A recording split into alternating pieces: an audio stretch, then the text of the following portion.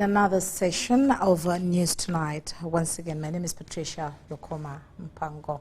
And into the news, President Yoweri Museveni has commended farmers in Greater Masaka sub-region for taking up wealth creation at both large and small-scale levels, hailing the move as one which will drive Uganda's economy. St. James Secondary School playground in Chotera district has been painted yellow as the area hosted the Friday NRM campaign rally. The Chotera campaign rally has been attended by the former Vice President of Uganda, Chiwanuka II, NRM Central Executive Committee members Dr. Calvin Echodu, Jonadi Asimwe, Adrian Kobusinji, NRM Secretary General Richard Odwong, PLU Secretary General Daudi Kabanda, among others.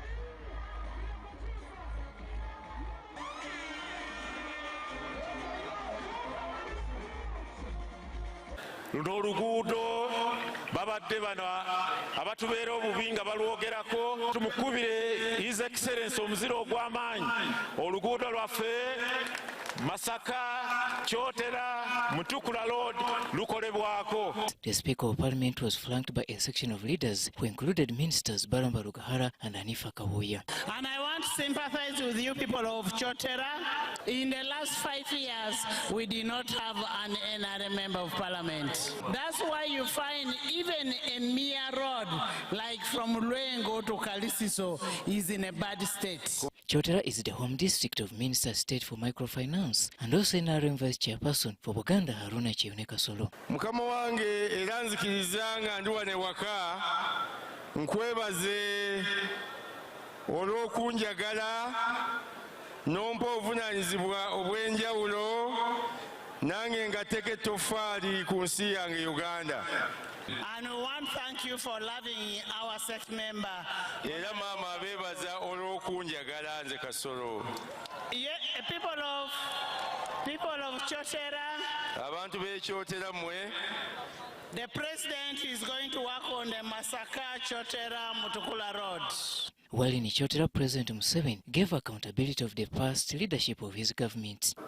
Nembagamba nti mweyongere okuwagira NRM, mugende maaso n'okuwagira NRM. Mbasi sirese byoya byanswa. Mbamba leetedde bwino ekwata ku byafaayo bya Uganda. Laba abantu bano ba NRM amatafaali ge batadde ku nyumba yaffe Uganda.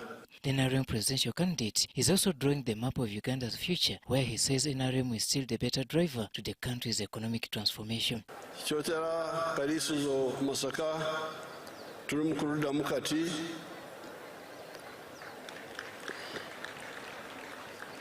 naye tugenda kukolana ku luguudo olw'ekyapa Kasensero. The economic infrastructure will not only end in Chotera, but also connect Uganda to the neighboring countries. Naye olukiiko lumwogerako lwe lutindo lw'okugatta Uganda n'ekitundu kyaffe ekiri emitala y'e Kajjera ekyanyangoma lwe lutindo lutwogerako. Era ngenda kubagamba batandika okutegeeka okulukola oluguudo olwo. President Museveni has also emphasized fighting poverty right from the grassroots to the household level. N'okuleeta industry n'okuleeta ebinazi wano njagala kukola ng'eki kye nakola Mbale mu Kirabaawo kye njagala kukola wano. According to the president, Uganda's economy is booming as a result of increased agricultural production, mainly in the sectors of milk, cattle keeping, maize and coffee farming. Kyekiri mu mata. Uganda kati erina amata mangi. Kyekiri mu nnyama. Kyekiri mu matooke. Kyekiri mu kasooli. Kasooli twalimanga tons 5,000 kati tuli ku miliyoni 5 za tons eza kasooli. Mr. Museveni has now addressed 4 campaign rallies in Greater Masaka sub-region since Thursday 18th December 2025. NRM oye! NRM oye! Omusajja omukulu w'enkofiira oye! In Chotera, the president received thousands of National Unity Platform Party members who have crossed over to the NRM party. Robert Onyango, UBC News.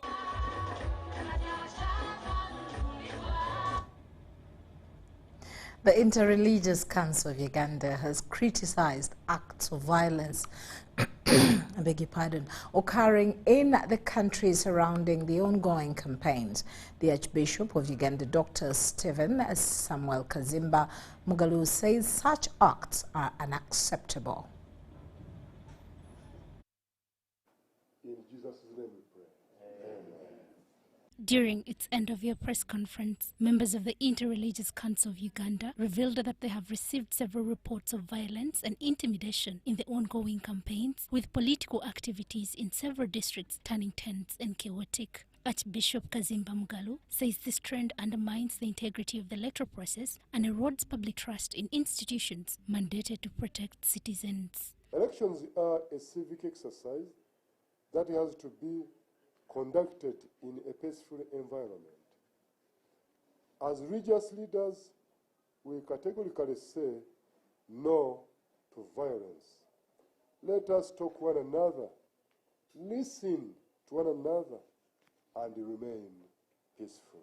He called on security personnel to uphold professionalism and respect human rights by ensuring all arrests are conducted legally, visibly, and transparently. We have received saddening reports of arbitrary arrests, abductions, and detention without communication to family or legal counsel, which has caused anxiety and public anger.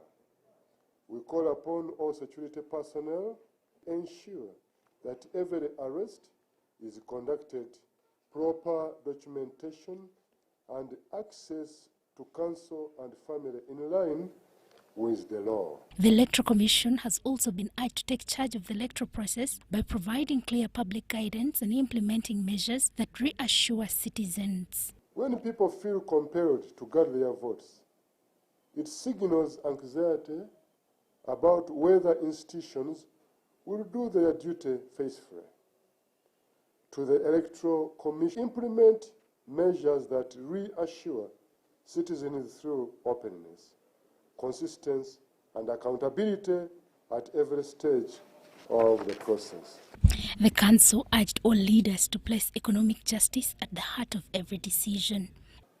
We appeal for compensation systems that are transparent, timely, and just, as we recommend the establishment of a salary review commission to guide regular, evidence-based reviews of remuneration so that workers are treated with dignity. The Interreligious Council of Uganda also reports to have developed a digital civic education voter handbook for religious leaders to guide congregations and communities on civic responsibility and voter participation ahead of the 2026 general elections. Pauline Ongoyet for UBC. The Uganda People's Defence Forces Special Forces Command, alongside the Air Force and Uganda Police Force, have conducted a series of community outreach activities in Entebbe and its surrounding areas to commemorate the 45th Tarehe Sita anniversary. The activities included sanitation exercises and free medical services provided to local communities in the areas of Kigungu, Kasenyi, Kitoro Town, Entebbe Central Market, and Abaita Ababiri. The SFC Director of Political Commissariat, Kano Moses Musinguzi, said that the activities were aimed at giving back to the community, strengthening the strategic bond between civilians and the armed forces, and honoring the sacrifices of freedom fighters. Similarly, UPDF Engineering Brigade has constructed 2 staff housing units at Rene Health Center too. As the construction works near completion, the projects are expected to be handed over to the end users on the 6th of January 2025. In a similar development, the African Union Support and Stabilization Mission in Somalia has awarded African Union medals to troops of the Uganda People's Defense Forces Battle Group 42 in recognition of their service and performance as the unit completed its tour of duty in Somalia.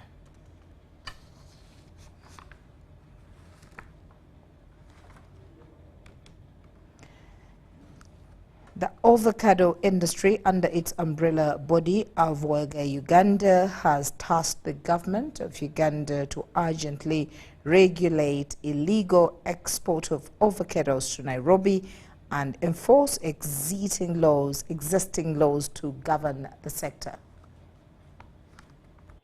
Yeah, we have virgin macadamia. The meeting attended by avocado farmers, exporters and representatives from key government MDAs sought to address challenges that continue to slow down growth in Uganda's avocado sector, despite its rapid expansion in production, exports, and avocado oil processing products. It was noted that, although the sector shows strong potential, it remains exposed to systemic risks, such as immature harvesting and informal cross-border trade. Want us to discuss freely, learn from each other, but also resolve what has been pending to ensure that the agro-processing, value addition and export in this sector does well. Avocado farmers, producers and exporters expressed concern over neighboring Kenya are choosing traders of flooding Uganda during Kenya's off-season.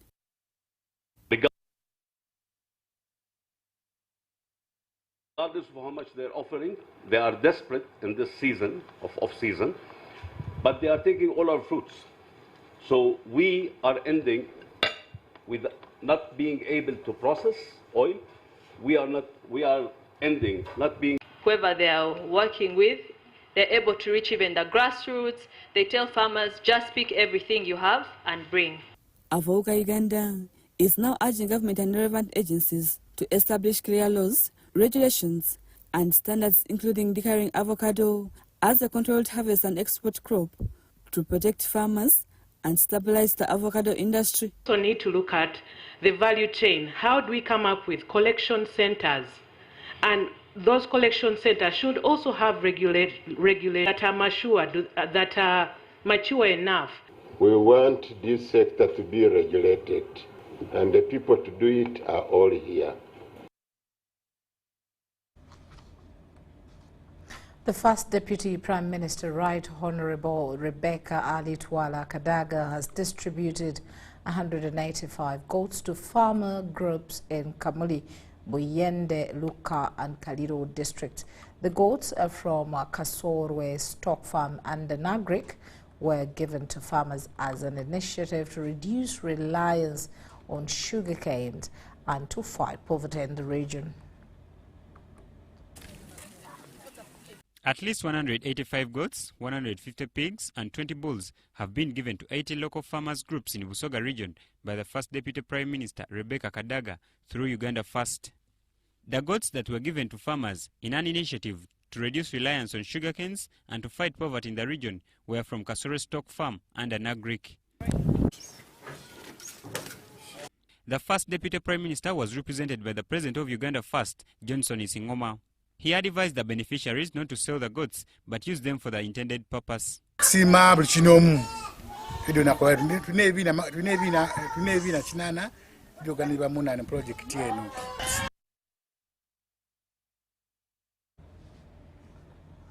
The Intelligent Transport Monitoring System, ITMS, celebrated a landmark achievement, registering the 226th rider to receive a digital number plate.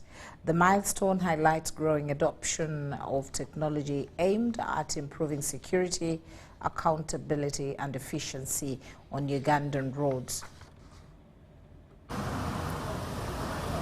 Uganda's Intelligent Transport Monitoring System, ITMS, is steadily transforming the transport sector by integrating digital number plates into everyday mobility. Implemented to enhance road safety, curb crime, and improve traffic management, the system has seen increased uptake, especially among commercial riders. The dicto number plates, fitted with the tracking and identification features, are a key pillars of ITMS, enabling authorities to monitor vehicles and motorbikes in real time and respond swiftly to incidents. According to Azati Akamiradov, the Commercial and Government Relations Manager at ITMS Uganda, reaching over 200,000 riders shows that technology can work for both security and service delivery. We're happy that the LUC actually chosen one of our key partners in this country because of the similar commitments to the change in the safety and security and the digitalization of this country, which is very important. It's critical in this very special period for the country of the general elections. For us, 200,026 means that we are following our commitments to this country, to the nation. The system also supports operational efficiency, accountability and environmental sustainability, aligning with Uganda's push toward electric mobility. The people that wake up every day, the men and women that strive for a better future and a brighter Uganda. These are gents that will get up and spend at least 8 hours of the day riding their motorcycles, and we need to give assurance that while you're on the road, your life is in safe hands. With over 200,000 riders now digitally registered, Spiro and ITMS say the journey toward a safer, smarter and more sustainable transport system is well underway. Commitment to produce 300,000 number plates this year, and the next year we have a big goal of producing 1 million number plates. And our company at the moment is employing almost 300 people at our production facility, at our office and our installation, which is a great achievement for us and our commitment for a better and safe and secure Uganda. The ITMS initiative is overseen in Uganda by the Ministry of Works and Transport and that of Security, with the operational leadership from the contracted ITMS team and implementation oversight by government ministers, General Edward Katumba Wamala and retired Major General Jim Muhwez. Amwai Vanjuko for UBC. The Uganda Railway Corporation has inaugurated a new board of directors, with leaders calling for renewed commitment to revive the railway sector as a key driver of national and regional development. The inauguration comes at a time when Uganda's railway sector is in urgent need of revitalization and increased resource allocation from the central government. The railway transport is it's at the heart of the strategic development of this country, and the strategic infrastructure which must be supported and which must be revived. We made mistakes, yes, by privatizing the line, the railway, and it was run down. We learned the bitter lesson. The incoming board, chaired by veteran politician and entrepreneur Daudi Migereko, has been tasked with enhancing performance of the railway transport and elevating it to international standards. Currently, Uganda is rehabilitating and improving the existing meter gauge railway while also mobilizing resources to upgrade to an electric standard gauge railway. We have made a good start in terms of attracting investment into the sector, and rehabilitation work is ongoing. Acquisition of equipment, locomotives and engine is ongoing. So when I say we need to set ourselves in a position where we can be in a position to take over both import and export business, it's on account of knowing what is on the ground as we speak. As the new board members took their oath of service, the Minister of Works and Transport, General Katumba Wamala, underscored the importance of Uganda capitalizing on its strategic location as a regional transport hub. That we are a regional hub, we are the dispatch point of logistics in the region. I normally tell the developers that while my friends, for example, down south are constructing 10 kilometers, I need to construct 50. Because I construct 50 kilometers of road to serve our country and to serve the neighbors.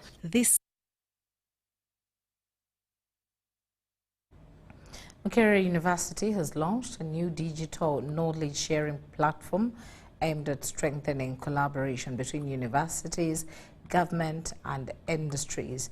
The initiative is expected to improve the dissemination of research findings and support Uganda's innovation and economic development agenda.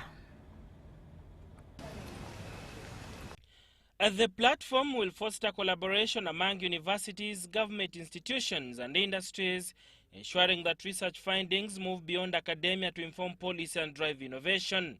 Speaking at the launch, Professor Sarah Salid, the Deputy Vice-Chancellor in charge of academic affairs at Makerere University, described the platform as a critical step towards strengthening Uganda's research and innovation ecosystem through evidence-based engagement for inclusive development.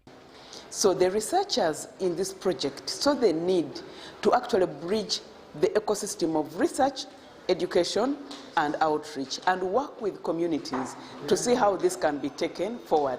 Out of this research, they have developed a platform which we are launching today, and the platform is called the Knowledge Sharing Platform. It's different from institutional repositories in that for it it's more accessible to people who are not part and parcel of those institutions. Presenting findings from a study titled Developing an Integrative System for Translating Research into Innovation and Economic Development, the principal investigator, Dr. Peter Babyenda, noted that a lot of university research remains on paper and rarely reaches the communities it is intended to serve. It is true research is being done, a number of innovations, but a few of them impact communities. Most of them remain either in the publication house, journals, or they are there in the library without being utilized. So we have developed a platform, which we are calling a knowledge sharing platform, that will only be enabling people to share the key findings, the outcome. I did this study, now I'm doing this business here. The event brought together representatives from all public universities in Uganda with the aim of bridging research education and community outreach to support innovation and economic development. These are farms that are every day having challenges. With challenges, the universities have a responsibility to identify solutions to the challenges and communicating those solutions to the farms. The project is funded by the Government of Uganda through the Makerere University Research and Innovation Fund, implemented by the Makerere University College of Business and Management Sciences.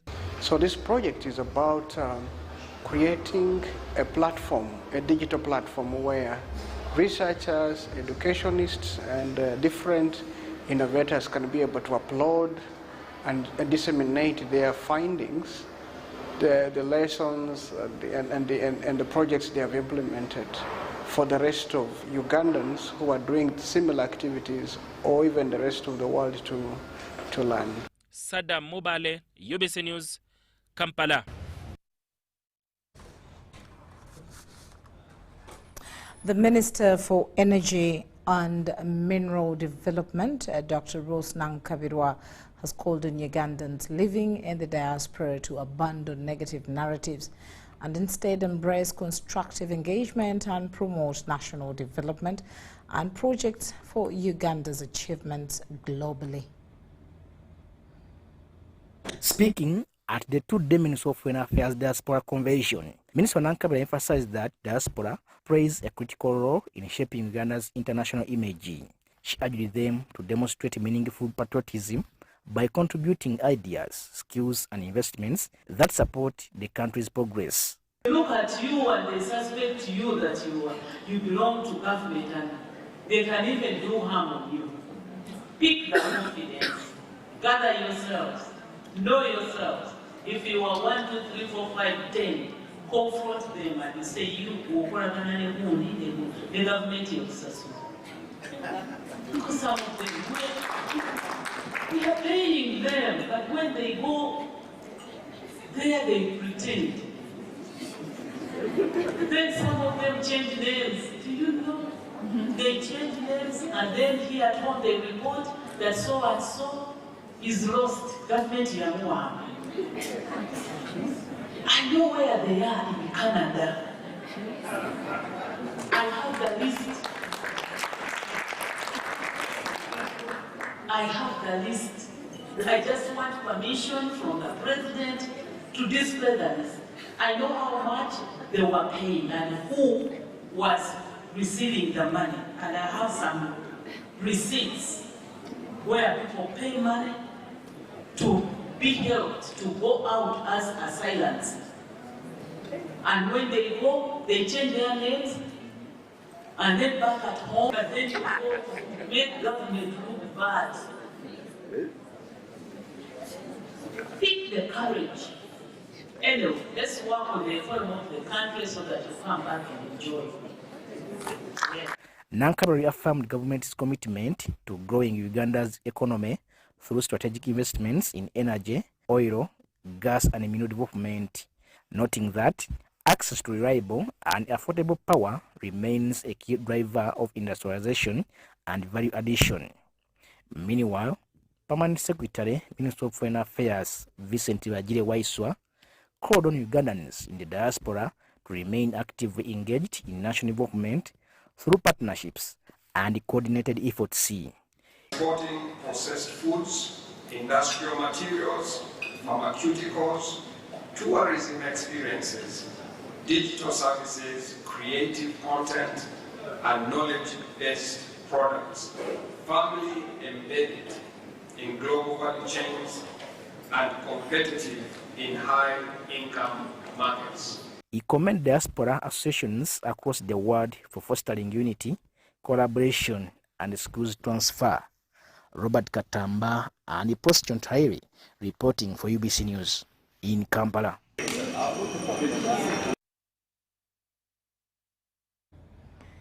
Now, government heavyweights have thrown full weight behind Metro Cement, Uganda's newest cement manufacturer.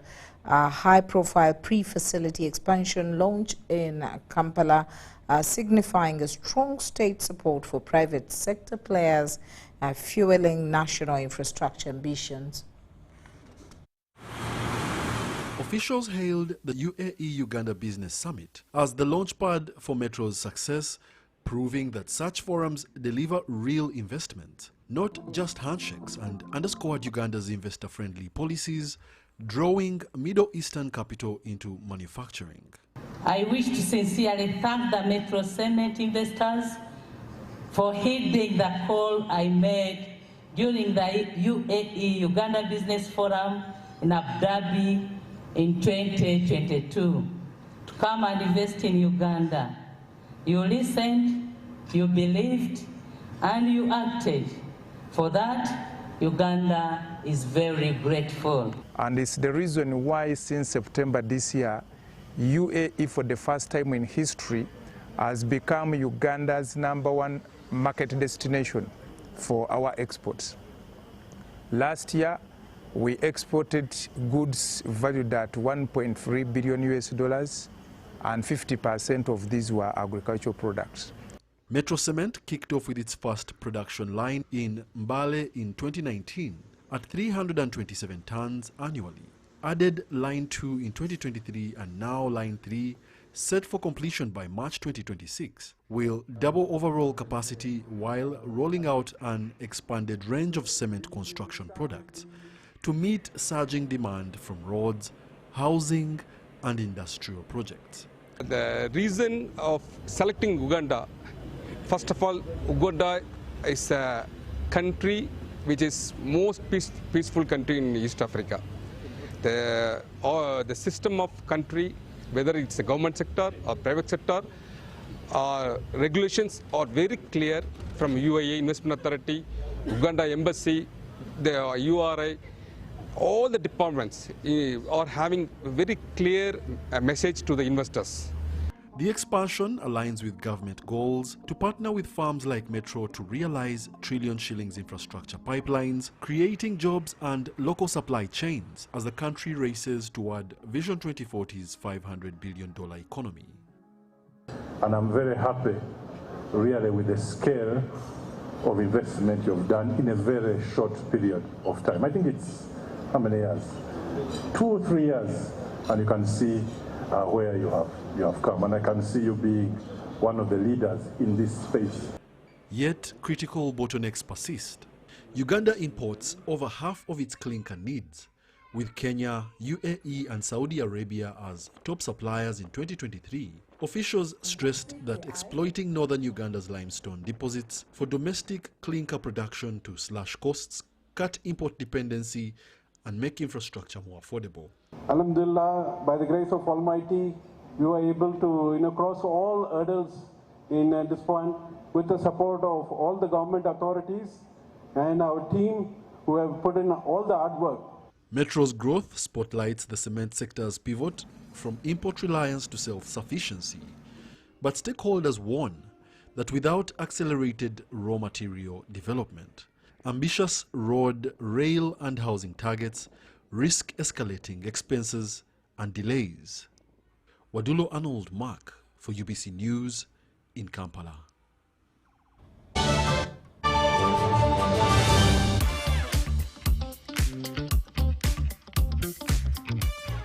The program has met our expectations in that it has been able to give us business. They gave us a contract where we did a renovation at their head office. MTN trained us in their procurement process and also the IT technology. I was struggling with managing the finances of the company. So when I went for that training, I was able to improve in financial literacy and management.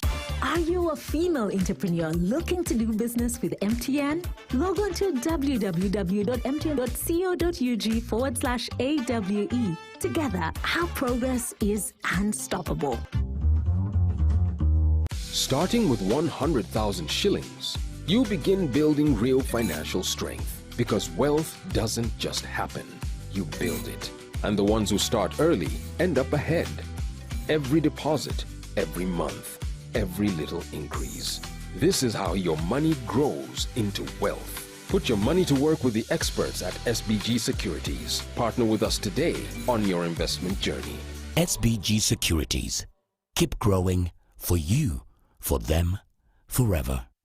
This is our home, our land, our Uganda. From the rolling hills to the busy streets, from the farmers in the fields to the students in classrooms, we are one people.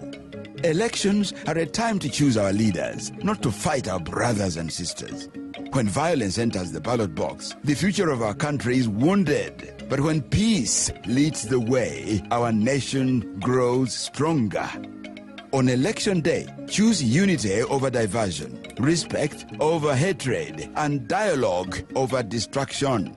Love your country, protect your fellow citizens, stand for peace, and say no to electoral violence. This message is brought to you by the Global Election Observation Mission, GEOM, in partnership with the Uganda Electoral Commission. Informed citizens, strong nation. Unisteel Investment Uganda Limited, shaping the future of steel in East Africa and beyond. With an investment of over $100 million and a production capacity of 300,000 metric tons per annum, Unisteel is setting new standards in steel manufacturing. At our state-of-art facility, we produce TMX rebars, branded Unis TMX 500 CWR, and high-quality wire rods using only imported virgin steel billets. Every batch is tested and tracked for unmatched quality assurance. Our steel powers the region's most ambitious projects, from dams, skyscrapers, to bridges and beyond. Unisteel, superior quality, trustworthy choice. Kabogozi, where are you coming from? From NSSF. NSSF? You traveled all the way from Namagundi to get NSSF services. Lekanawe. You walk on the era. NSSF is now everywhere. Come on, I show you.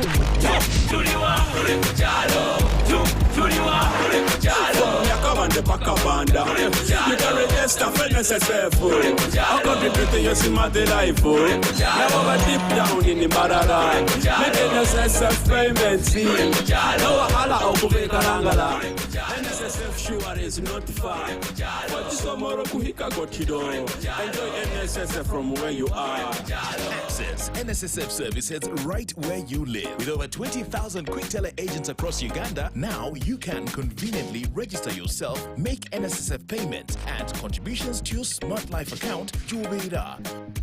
NSSF, a better life. This season, Pearl Bank brings the magic a little closer with Purpose Center, spreading joy across our branches. Genuine laughter, warm interactions, and shared moments that remind us our purpose is rooted in the people we serve. From surprises to smiles, these are the moments we'll forever cherish.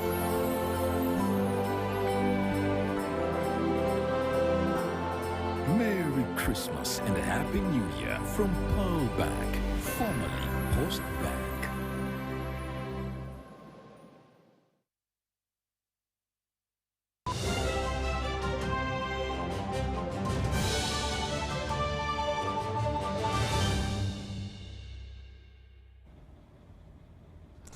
And into our next segment, human rights advocates and security experts have agreed to work together to end abuse and violence against key population.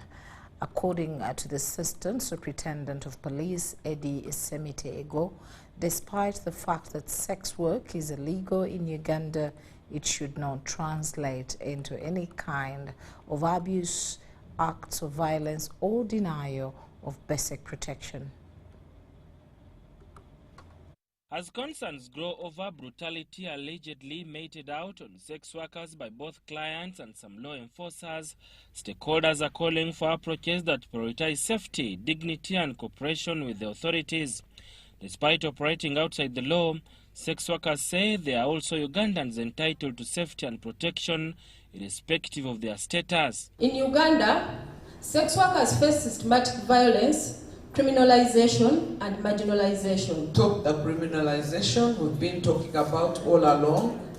Many recount experiences of physical assault, extortion and harassment, sometimes from clients from those mandated to protect them. Justice. They are kept in custody beyond the constitutional hours. According to their advocacy groups, fear of arrest often forces workers into unsafe environments, limiting their ability to report abuse or seek medical and legal help. Here alone we've handled about 15 cases of sex workers who have been murdered. Police, however, maintain that irrespective of the illegality, safety can still be ensured through cooperation and dialogue. Challenges, because they are also human beings. Two, we need them to join us in crime prevention. Be that they are dealing with many different categories of people. I thought wisely that when we bring them on board, they can as well also support us in crime prevention. Does not require legalizing sex work, but rather adopting harm reduction approaches like training law enforcers on human rights, discouraging excessive use of force, and separating moral judgment from the public safety duties. For instance, we normally attend the activities happen to someone. We don't mind whoever is doing what, as long as there is any criminality happens, we normally attend. Civil society organizations are also urging the government to strengthen oversight mechanisms within law enforcement to address allegations of brutality and corruption. It's not a nice and enabling environment for sex workers to operate in Uganda. However much the government of Uganda to some extent does recognize us and give us room for, to be able to access some of the services that they... Holding the rights and dignity of every Ugandan. As discussions continue, the call remains clear. Violence against any person is unstoppable, regardless of their occupation. Court of Appeal justices have been trained on how to handle electoral petitions, while magistrates and registrars have also been trained on how they can dispense justice to litigants. The training was organized by the judiciary through the Judiciary Training Institute in Kampala, which was officiated by the Chief Justice Alfonso Wenyidolo. As the judiciary waits to handle electoral petitions that may arise from the coming elections, judicial officials have undergone a training to prepare them for electoral cases. While officiating the training of Court of Appeal Justices, Chief Justice Alfonso Winyedolo urged Court of Appeal Justices to apply electoral law in handling electoral matters that are likely to come out of the coming elections. As the BBC, long before the computer, they're now leaving the stage for you. Once the one moves faster than you, you will no longer be relevant. Please strive not to be relevant. Chief Justice Dolo also called upon judicial officials to aim at reducing on-case backlog. The judiciary establishments of committees, the judiciary designation of high court circuits, magistrates' courts, magisterial areas, and magistrates' courts instruments. The Principal Lady Justice Jenna Bodo welcomed the training. The unwavering commitment to steer the judiciary's transformation agenda. Under your guidance, numerous initiatives from digital reforms to expansion of court infrastructure to promoting alternative dispute resolution and enhancing judicial wellness. The chairperson, Governing Council Judicial Training Institute, Justice Mike Chibita, urged judicial officials to always adhere to the Judicial Code of Conduct and ethics in handling cases. Our responsibility is to provide policy direction, ensure relevance of training programs, and uphold standards of professionalism across the judiciary. Justice Andrew Kauka, the Executive Director, GTI, emphasized the importance of such continuous training, saying it's vital for the judiciary to stay updated and effective. In the short time in the office, today, my Lord CJ, you saw, you have 95% of the High Court judges in attendance of the training that we only got instructions last week to put together. The Education Commission has commemorated the World AIDS Day. This comes as the world all over continues to remember the day every year on 1st of December. The Commission celebrated the day by remembering some of its own staff that have lived positively with the disease and are well cared for by the Commission. I volunteered to be talking to people so that they come out of stigma, because I've been living in that world. So now I'm here to talk to you about my story so that other people can take a leaf from me. How long have you lived healthy with that? I suspect to have contracted the disease in 1992, but I didn't know about it until 2005 when I tested and it was positive. New infections, more women are getting infected compared to the men. However, when it comes to deaths, more men are dying compared to the women. Out of about the 20,000, about 8,700 were men compared to the women, about 8,300. And this is mainly attributed to the poor health behaviors of the men, in that they always take long to go and get services for HIV. And once delayed to get HIV services, even the response of the treatment might not be very, very much effective. That's why the men end up dying compared to the women. So we encourage men to always go out for a test, find time and go and have an HIV test. And that's when you can be informed if you're living positively, you can be supported so that you can begin your treatment on time. That helps to prevent one from getting infected. What we have right now as a country is we've got what we call the PrEP, of the exposure prophylaxis. Here, we are The National Drug Authority, in collaboration with Uganda Police Force, has arrested 3 suspects accused of impersonating NDA inspectors and defrauding drug outlets operators across the country. The gunmen have been arrested by the National Drug Authority, NDA, working closely with police. NDA spokesperson Abiance Ramirez says they have been targeting drug outlets, falsely presenting themselves as NDA inspectors. Don Biakatonda, the Executive Director of an NGO called Health and Legal Ethics, Kizito Raymond, Nabimba, and Faizo Kutesa, who has been claiming to be Dr. Dennis. The three are notorious conmen who have been targeting drug outlets, claiming to be inspectors of National Drug Authority and extorting money from their victims by selling fake licenses. Doni Byakatonda. This gentleman has for quite long, almost over 4 years now, been appearing into our complaints registers that he came to a certain facility, a certain drug outlet, a certain drug shop, and perhaps forced people and picked money from them. I'm here to testify that there are people who are trying to spoil the name of NDA. They are calling themselves NDA, Kutesa Faizo, there is Kizito. They have private cars, they come to your place, they make you fear, they want to inspect your place, they make you fake licenses, they have fake approvals. I myself am a victim.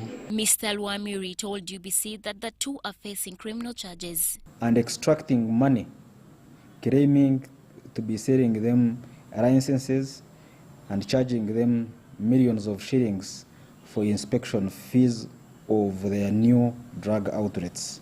I sold off my place, my drug shop. At first, they took 400, blocking. Kumbe they are the ones who brought the girl. They came for more 600 to help me get the license of that place. Then they came for 100. That is almost $1 million wasted. The three are now being charged into Kanyanya Magistrates Court, where they are being charged the two cases of impersonation and obtaining money by false pretense. NDA has reiterated that it does not conduct its mandate through brokers and strongly wants the public that selling or buying approval letters for drug outlets is illegal. Irene Faith Nantongo, Joseph Muyingo, UBC News.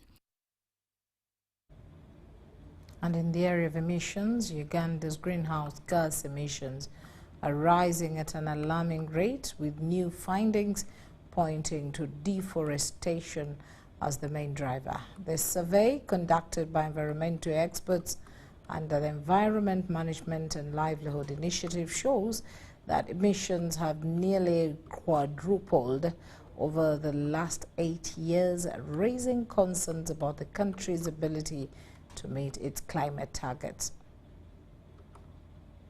Environmental Management and Livelihood Initiative show that Uganda's emissions rose sharply from 37 million tons in 2015 to 134 million tons by 2023, largely due to widespread deforestation. Our rate of emissions are actually increasing and significant at 12%, but the rate of removals of these emissions by the forests from the atmosphere is still low at 5%. Forests, which act as vital carbon sinks, are rapidly disappearing, especially on private and customary land, significantly reducing the country's ability to absorb carbon dioxide. It means that we have expanded the space for forests to absorb more carbon. If our forests are increasing, then that means it is good news for reducing what? For reducing the carbon. To address this trend, experts propose long-term mitigation measures targeting 2040, including the use of remote sensing technology to monitor forest cover and emissions in real time. They also call for centralized data systems and expanded tree planting, agroforestry, and conservation incentives to restore forest cover and strengthen climate resilience. We need to move down to a farmer such that we can trace emissions when a farmer cuts his plantations or harvests his plantation, but also we need to trace emissions which a farmer is able to sink or remove from the atmosphere when he plants his plantation down in the village. The report attributes forest loss to agricultural expansion, charcoal production, settlement growth, and unregulated land use.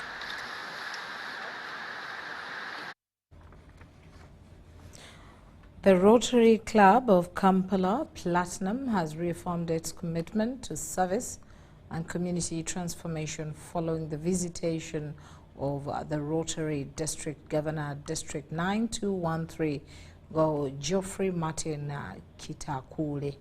The event, which was held alongside the induction of new club members, set the tone for the year. It was a day marked by fellowship, reflection and renewed commitment as members of the Rotary Club of Kampala Platinum hosted the Rotary District Governor, District 9213, Geoffrey Martin Kitakule. The visit coincided with the induction of new members, men and women, pledging to uphold Rotary's core values of service above self. So as a club, they've already started on doing things that make a difference. They've done Rotary Family Health Days, targeting non-communicable diseases, and that's a good start. So we encourage those who have a heart to give. That's what Rotarians are, because we're able to give funds and help communities. It's not that we are rich, but we just have a heart to give. And whoever has a heart to give can actually join us to make a difference in communities. Unity and purposeful service echoed throughout the gathering as club leadership unveiled plans for a Rotary year focused on transforming lives. Unite for good. So humanity is created in such a way that goodness is part of us. And goodness is part of you, and goodness is part of Rotary. And that is why the mantra is service above self. We must be seen to identify the challenges of humanity from different parts and be able to fix them. That's our calling. The President, Rotary Club of Kampala Platinum, outlined key projects, including a medical camp addressing non-communicable diseases, disease prevention initiatives, youth skilling, basic education and literacy, and community economic empowerment. All members are encouraged to give and contribute to a service project. When we have a service project, like we're going to join, we're joined by RC Bukerere to do a Rotary service to the youth and give back to the youth through training in skills. And also we're going to have a Rotary partnership with the Rotary Club of Croix in USA for giving back to the ladies or to the girls to deal with their menstrual health. And so I'm excited for what we are going to do as a Rotary Kampala Platinum Club, but Rotary International at large and our district. It's very, very exciting. Lasting change. United in purpose, the club is determined to deliver lasting community impact through charity.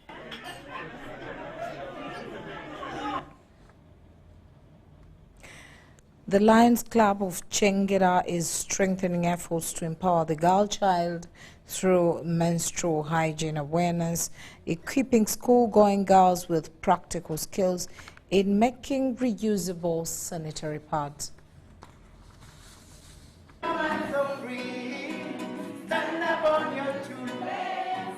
Where there is a need, there is a lion. True to this call of service, the Lions Club of Chengera continues to translate compassion into action. With youth service as one of its core pillars, the club has marked a key milestone in promoting menstrual hygiene among school-going girls. Through its partnership with Makamba Memorial Church of Uganda Primary School, Budo, the club conducted hands-on training in the making of reusable sanitary pads, an intervention aimed at addressing menstrual hygiene challenges that often disrupt learning. So I want to take this opportunity to launch this powerful project, reusable pads, in Chengera Lions Club in English School, Kamba. The initiative seeks to reduce absenteeism, safeguard health, boost confidence and promote environmental conservation through reusable materials, fewer missed lessons, greater dignity and less waste. The project was officially launched by the District Governor of Lions District 411B, Lion Allen Tosh Naturinda, during her working visit to one of the youngest Lions Club in the 411B district, covering Uganda.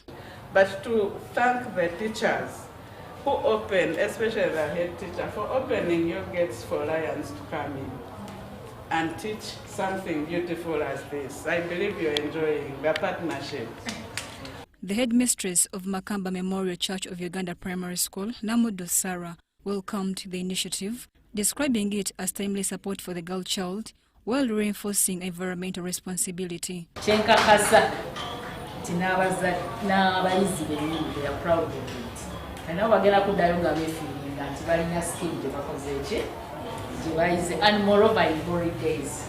Lions Club leaders also called upon parents, teachers and well-wishers to join Lions Club and actively engaged in community services, noting that collective action multiplies impact. The girls have done the pads and we've planted the trees. So we thank you everyone and the parents and the Lions of Kampala Central, Lions of Chengela Club for all your contributions. Menstrual hygiene challenges in schools.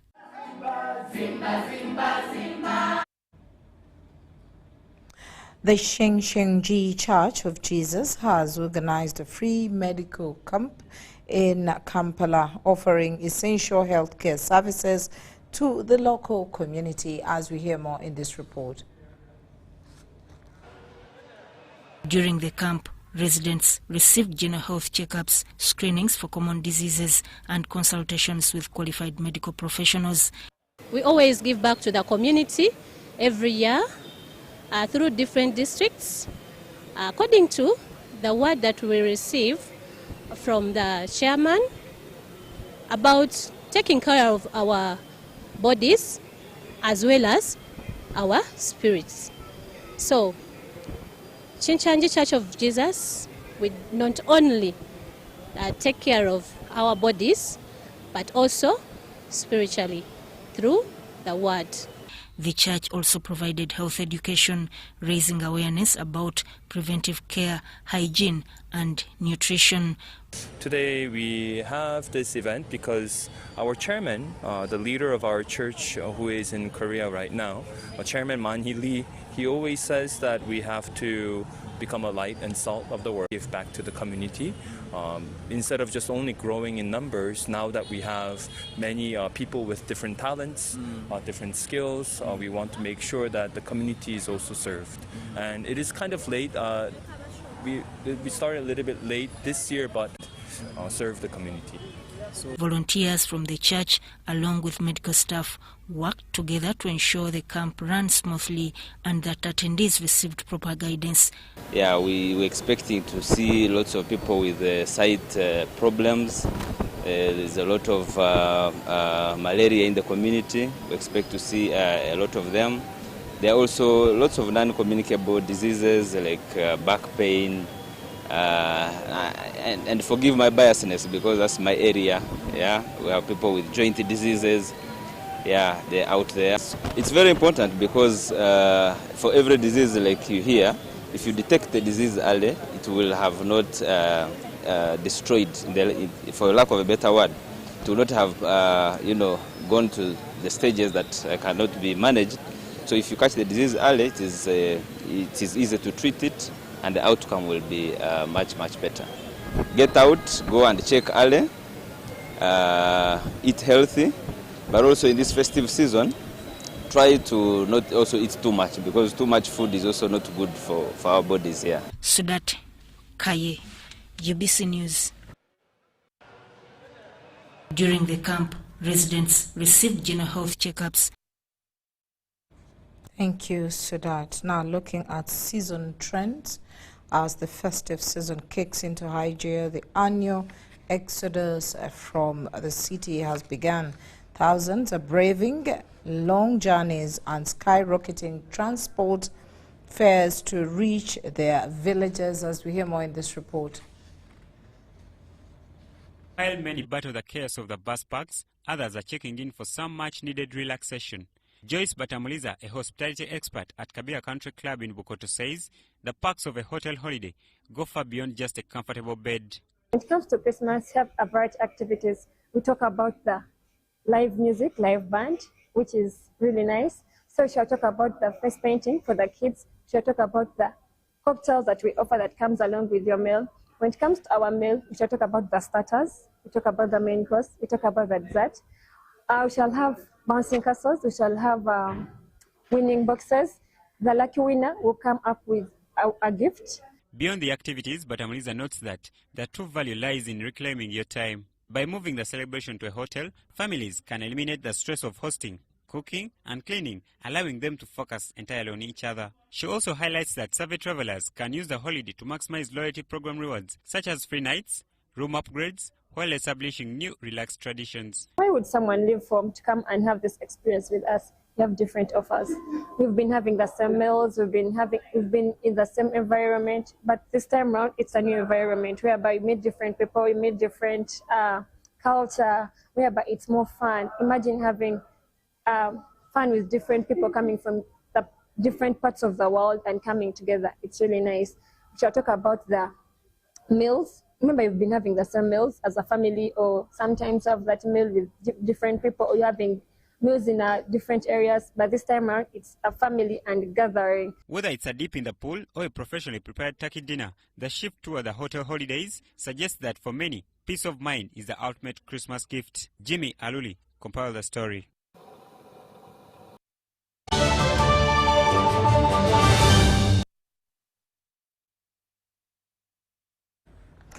Over to Hoima Stadium in exactly 5 days. A historical occasion is going to happen in Bunyoro region with the official opening of the Hoima City Stadium by President Yoweri Museveni. Suma has outdone itself. Uganda's sports sector is due for an early Christmas gift, where the President of the Republic officially opens the Hoima City Stadium next week. Its construction started 1st September 2024 and was meant to last 18 months. But it is to be officially commissioned a few months before its expected delivery date, earlier set at 28th February 2026. I know many years past, there's been a lot of loose talks that government doesn't value sports. But from the looks of events today, government of Uganda, National Council of Sports, the Ministry of Education and Sports is being congratulated from all corners because of the big achievement and stride. It's exciting that a project we launched on 7th June 2024 will be commissioned next week on 24th by His Excellency the President, Yoweri Museveni, 5 months ahead of the planned completion period. The stadium is a rare spectacle in Uganda that will accommodate a 20,000-seater stadium, constructed by Turkish firm Suma. So it is exciting for me as the General Secretary and the client of the project on behalf of government. When we signed that contract with the Suma, a Turkish company, people had questions because many government projects have not been completed on time, but there have also been quality issues raised. But this one, you look at cost, time, and quality, there's value for money. And I want to welcome all Ugandans from all walks of life to come and welcome His Excellency the President and the First Lady and Minister of Education and Sports to the official commissioning of this facility in Hoima on 24th December as part of our Christmas gift for 2025 by government. It's built on 16.8 hectares and has 839 parking lots, 1 presidential suite, 59 sanitary units including 13 for people with disability, 4 dressing rooms and a 50-seater press conference room. We shall be having other supportive auxiliary training facilities at Hoima Boma Ground, Satitowini, Masindi City, among others. We have all this already planned, and in the next 6 months we would also be commissioning all those training facilities because government of Uganda has provided the money already. For construction, a total number of 1,067 people were used, with 732 of these Ugandan. This Hoima City Stadium is designated for the 2027 Africa Cup of Nations that Uganda co-hosts with Kenya and Tanzania. Indeed, a state of the art. Now, with Chess, Uganda Chess Federation, President Andrew Bakiza has vowed to steer the federation forward with maintenance of gains and targeting a way better. This was during the official reception of instruments of power at Katikati restaurant in Kampala.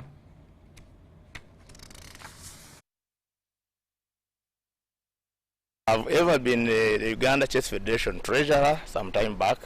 Then I took a bit of leave, and now I'm back. I'm back with the knowledge that about chess. I'm back with now the experience I've got in the corporate world.